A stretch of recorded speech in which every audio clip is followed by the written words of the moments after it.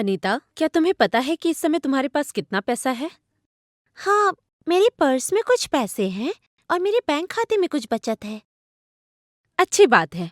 पता है, जब हम पैसे के बारे में बात करते हैं तो हम अक्सर दो चीजों, संपत्ति और देनदारियों के बारे में बात करते हैं। संपत्ति वे चीज है जो आपके पास है, जैसे आपके पर्स में पैसा, आपके बैंक खाते में पैसा, आपका घर आदि।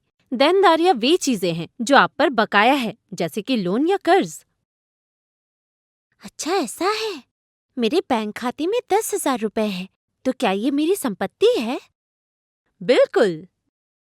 लेकिन श्री, मैं इस छोटी सी रकम से अपने वित्तीय लक्ष्य कैसे हासिल कर पाऊंगी?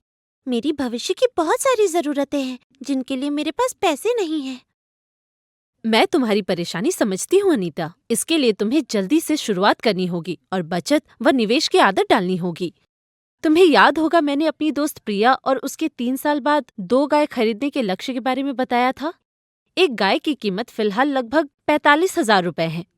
2 गाय खरीदने के लिए उसे आज के मूल्य में 90,000 रुपयों की जरूरत होगी, लेकिन 5% की महंगाई की दर को मानते हुए भविष्य का मूल्य 1 लाख तक आ रहा था। इसके हिसाब से प्रिया को गाय खरीदने के लिए 3 साल के अंत तक 1,04,186 रुपए जमा करने थे।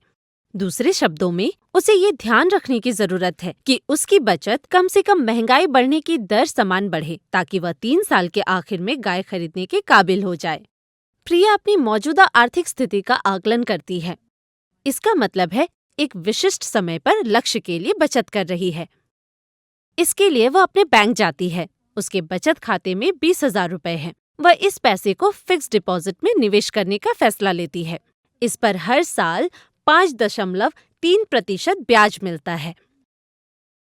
बैंक उसके पैसों का इस्तेमाल अन्य लोगों या व्यवसायों को उधार देने के लिए करेगा और बदले में वे उसे ब्याज का भुगतान करेंगे। 3 सालों के बाद उसे ब्याज समेत 20,000 रुपए का अपना प्रारंभिक निवेश वापस मिल जाएगा। साधारण ब्याज गणना करते हुए प्रिया को 3 साल के ब्याज में 3,180 रुपए मिलेंगे। इसीलिए 3 साल के अंत में उसके पास कुल 23,180 रुपए होंगे। इसमें उसका शुरुआती निवेश 20,000 रुपए और उसका ब्याज शामिल है। हालांकि वास्तव में उसे चक्रवृद्धि ब्याज मिलेगा, जो गणना किए गए साधारण ब्याज से अधिक होगा। ठीक है, मैं समझ गई। लेकिन फिर भी उसके पास और 81,006 रुपए कम होंगे। वो इसका इंतजाम कैसे करेगी? तुमने सही कहा, उसे 81,006 रुपए बचाने की जरूरत है। प्रिया जान गई थी कि उसे 3 साल के भीतर अपने लक्ष्य के लिए बाकी की रकम जमा करने के लिए रेकरिंग डिपॉजिट खोलना होगा।